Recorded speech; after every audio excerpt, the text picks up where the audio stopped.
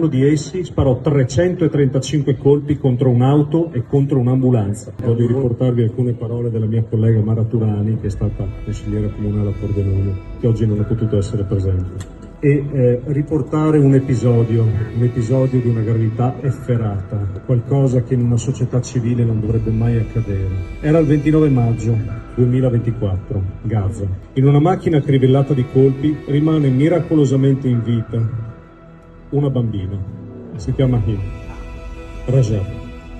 Probabilmente salva perché i corpi degli adulti le fanno da scudo. Hind e la sua famiglia stavano cercando di fuggire da Gaza. Forse lo avremmo fatto anche noi, potendo. Ci saremmo messi al riparo in fuga dall'orrore di Gaza.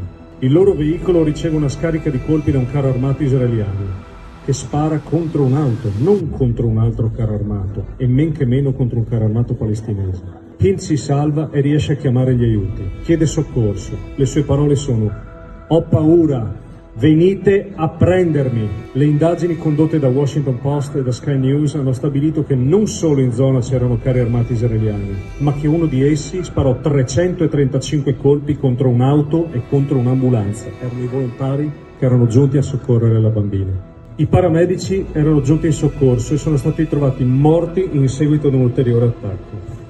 Ora, io mi chiedo, se Hamas fosse stato in quell'auto, Hamas era una bimba indifesa e due paramedici corsi in aiuto? Questa era Hamas? No, in quell'auto c'era l'ipocrisia che giustifica l'odio.